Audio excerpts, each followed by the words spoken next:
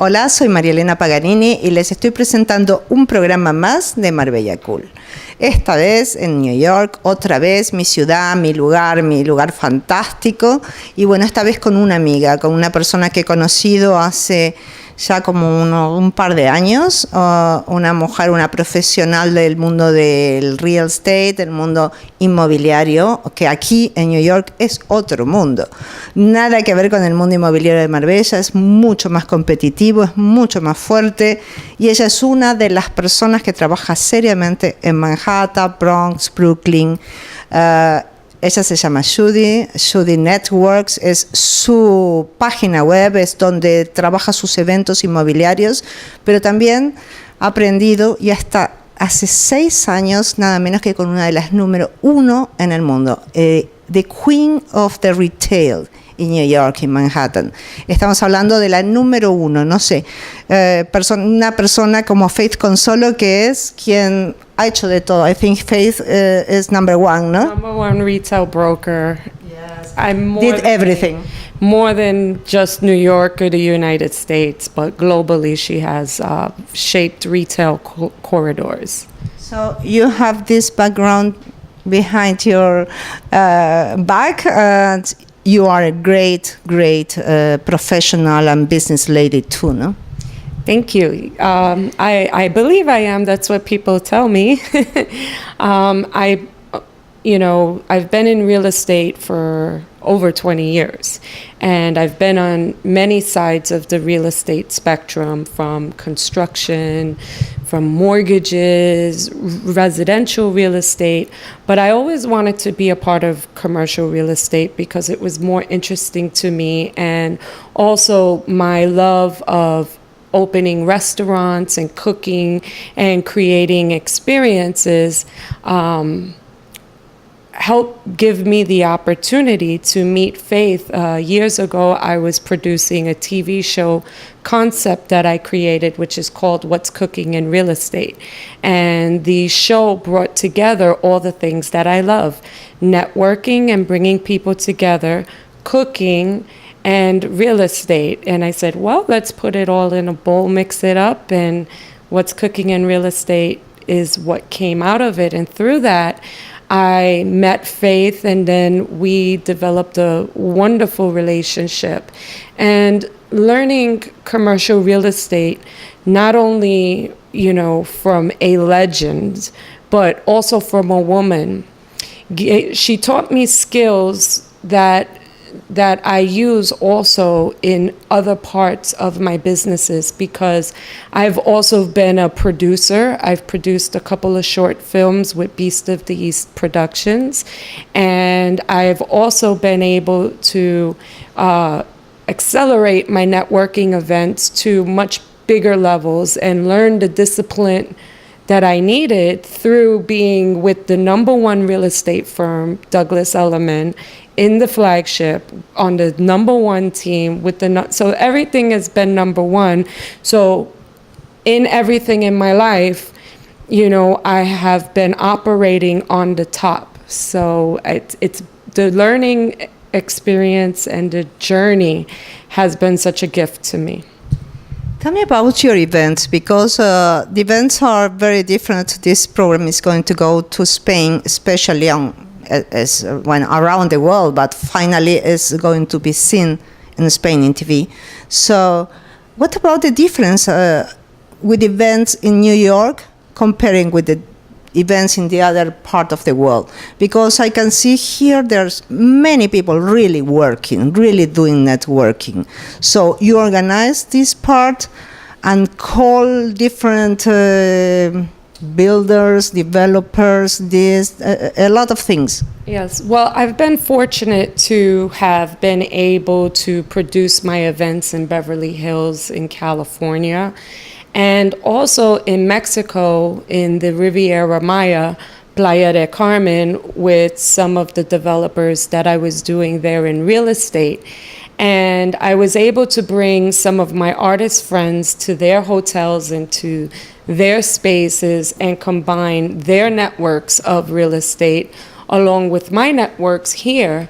and give the people that are here in New York City the opportunity to experience these different destinations and maybe even get interested in investing in them and getting open to more markets. So when I'm producing an event, I'm not only producing it from an event producer's perspective, I'm producing it from an industry perspective. And because I've produced film and I've been pretty much in the media for many years, and in the real estate, I can say all my life. And my uncle's also a famous graffiti artist, and I grew up in the Bronx.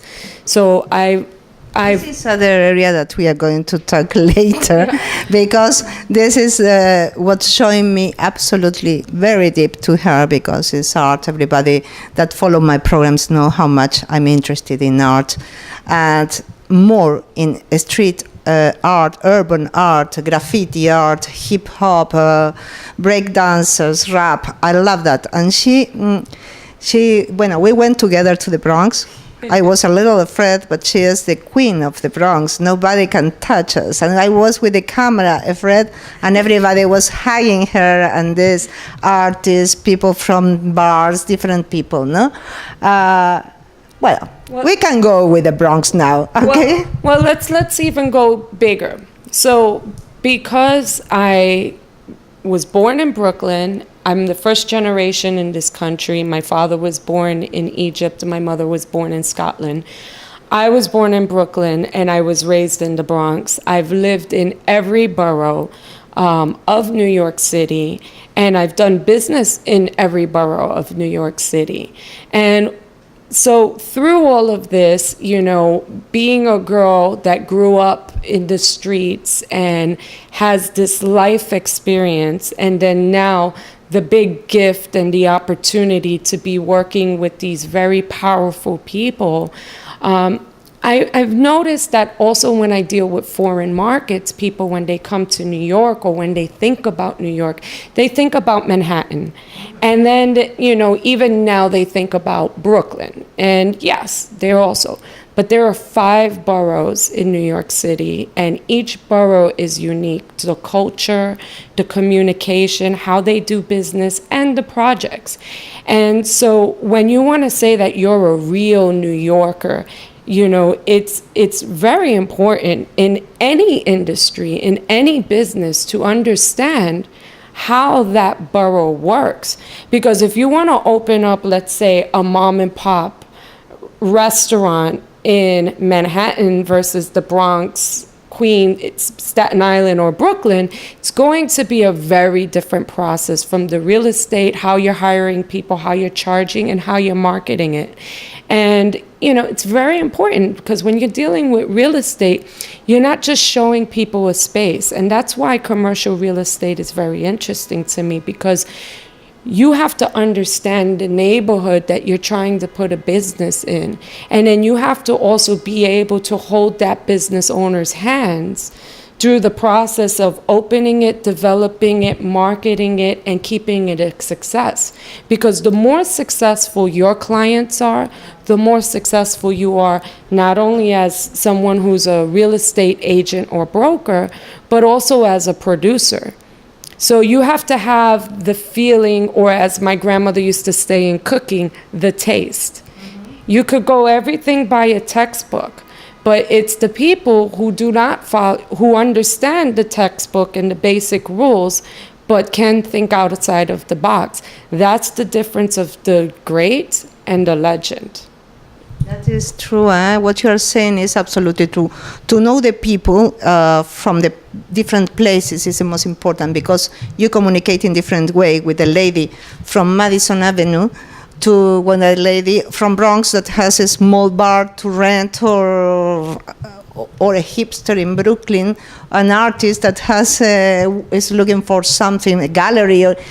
Everybody is very different. And this is the real estate brokers are really psychologists. They have to know the mind of the people, the behavior, and this is something that I really appreciate from you, because you are a person very open, I think, thanks of your past, things of where you born, things of the father from one place, the mother from another. Your grandmother was Armenian, no? Yes, my father's Armenian, my grandmother's Armenian, but they're Armenians from Egypt because of all the turmoil that Armenians had to go through with the genocide and being displaced from their homes. You have Persian Armenians, Jewish Armenians, you have them all over the place. So, but Armenian is a very cultural thing as well, and they're very deep-rooted, people that are really great, and I'm very proud to share that heritage. And I think that, the big part of my business, many people, when I meet them, they say, well, what do you do? And I have to always think about that, because it's like, I'm not someone who is a 9-to-5 person. I'm not someone who says, go do this job and that's it. I'm the creator, you see, and this is why I'm able to mix in the art world so well and in all these different industries, because every time I create an event, a show, or a space, or a concept, you're creating. So the way an artist has a blank canvas and they start creating this way, I do it through experience. So if I had to tag myself, and I was thinking about that on the way here, I would say I'm an artist of experience. This is muy bonito. Es muy bonito. Me encanta. I love that. Helped me come to that conclusion. Yes, this is good. This is good. We have project because of that, because you are open to do different things. Everybody knows in Marbella that I have a very good magazine. Now I'm going to receive a prize for my magazine. So I'm now the next week. So I need to be interviewing you. Yes. Bueno, she's going to take my job. I'm very sure about that. She's top. She's doing very well. Bueno, you cannot imagine how she cook, how she paint, I love the people that has this possibility, you still have no? the heart I made for you the last time? Of course, we have there. Then we are going to make a little, shoot of the heart. You can do everything because, you have an uncle that is a legend in the world of art, no? In the world of graffiti. Yes, and that's the funny thing, because ever since I was a little girl, I've grown up. Growing up in the Bronx, over here in New York City, hip-hop was created in the Bronx. Graffiti was created in the Bronx. All of these, hey, there's something magical popped up there. Something magical happened. This is my love to you. You have to go. Now you have to use your Zoom to see it very close. I will take you in your hands. It's different colors on each side depending on the mood that you're in. Okay, I love the mood blue more. I love this when it's very intense, and finally an artist can. It's a mix of colors. What you like, It's beautiful, beautiful. Well, we are going to do it alone in some place later, better to everybody see it. So you were in Bronx, so you. Yes, I think that the art. The art. Well, it's funny because hip hop especially. A lot of these art forms came because the children were in the streets. They did not have proper home or what you would consider would be the normal way for people to grow up. So the children, when we were growing up, and also my house that I grew up on in Morriston, Kingsbridge, at the time, all the kids they used to call them latchkey kids. And that's because, nowadays, forget it, you go to jail. But you're talking 70s and 80s, the kids would go to school with the key. And they would be called latchkey kids because if their parents were working or if it was unfortunate circumstances, the kids were left to play in the street.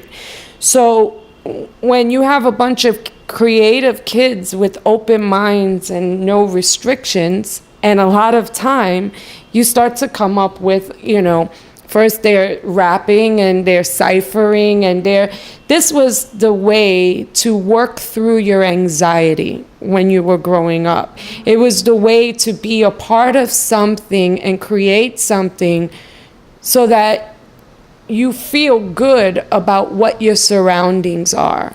And because of that real raw feeling that you cannot buy and you cannot learn it in a school, you have to experience it and create it. And that's why art is so special. And that's why, I mean, from music, it's anything that is coming from the soul and from your spirit that you're doing with love. And that's what, I remember when I was a little girl, my grandmother, she had the only house on the block, and it was built in 1835. And we actually had a barn, a real barn in the back of the house. I showed you the empty space, but it was very big. So all the kids would come and play. And my grandmother, she would cook for everybody, the whole neighborhood. So all the kids would be there playing baseball, this and that. So then, of course, she used to buy, and she worked 3 jobs and used to come home and mix cement with my grandfather because he was an engineer and he was always building a house somewhere. So that's where on one half I have the real estate and then the other half I have the cooking and all the other stuff. The art from the street. And so what she did was, to me, to my uncle, to everybody, not only to Tracy 168 and me, but to everybody, she would say, okay, here's the paint, here's the paper, you guys stay in here, because she didn't want them to go in the street and get hurt or get in trouble. So they perfected their styles and their names and everything, and then they went out in the streets and broke into the train stations and did it. And it was funny because my uncle would come home and he would say, draw. And that's it. Or, they would be playing in a band, and you're talking about the 70s. This is when the Bronx was the Bronx, the real Bronx that you see in the movies. And, we would have bands. It wasn't like a DJ or whatever. We would have real drums and bands, and the people would come by the hundreds and surround my house and watch us sing and dance. And, people that were very important to my uncle and that I remember barely, like Peanut, Calm 161, Jimmy Haha, these are all first generation graffiti writers that are legends that we lost to the streets, but always remain in our hearts. And one of the special things just this last week, our neighborhood grocery store that's been there for 37 years closed down this week. And it's been bittersweet, but it's funny, as us all as a neighborhood, it goes to show how deep our roots are, because all of us have come together and feel it. And I'm in commercial real estate. So, a lot of people are mad at the landlord because they're like, oh, the landlord threw them out. There's 2 sides to every coin. And I feel blessed that I'm able to be the voice to the neighborhood, to my friends in the neighborhood, and say, yes, this is a sad situation, but at the same time, this is how you progress, and this is how you protect an investment, and this is how you look at something positive, to take a neighborhood that we all grew up together and love, and not lose it to the streets of drugs and poverty, and see all the developments that are coming up, and how we, as the generations before, can play a part in the growth instead of the destruction. That's incredible. That's true. This is a good vision about a sad moment for you, because you were very sad about that, because I met this man, Boss, and he was very nice, and he was from the place. And I know why everybody hug you, because if your grandmother was a lady like this, inviting everybody and giving food and giving papers, and 4 generations. It's incredible. It's incredible. And to this day, we still do a reunion every year. There is also a happy point to the grocery store, because now I understand, everybody called me. He has a store in Brooklyn.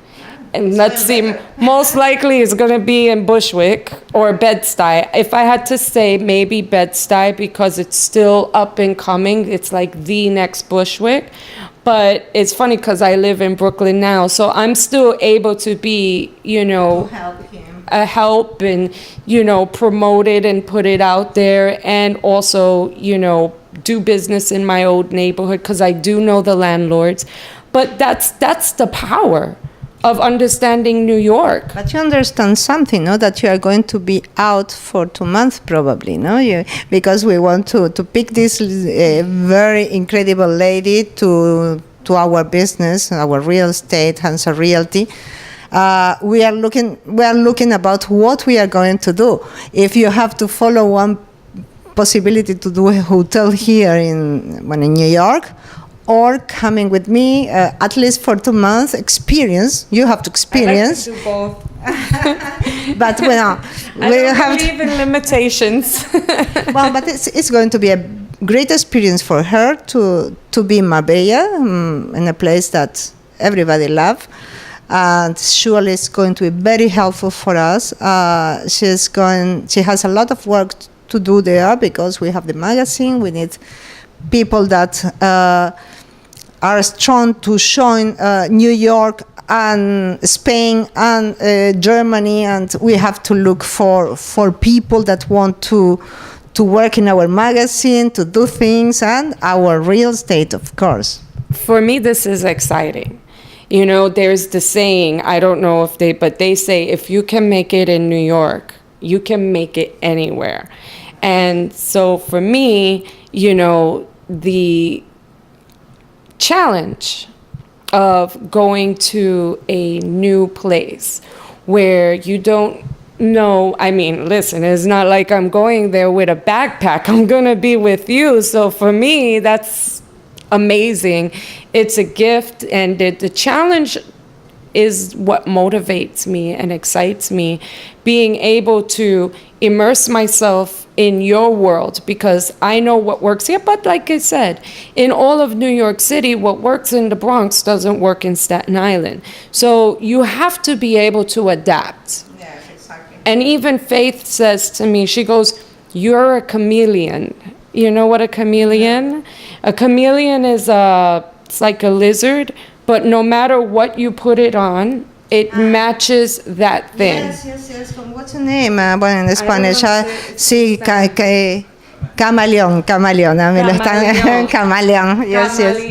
And we played Scrabble, and my first word was Spanish. Yes. She has to try a little more Spanish. I have to try a little the English with her. We are going to work surely having fun, this is sure, and you are going to be very helpful for us. Yeah. And this is something that she likes, I like. We have to arrange a little things and then do it. I think that if the spirit is there and we understand each other's value and we know already long enough each other what we bring to the table, I think that, those are things, the little things that are insignificant. The significant thing is what you've done alone and what I've done alone, and the possibilities of what we will do together. Okay, to finish, because you talk a lot.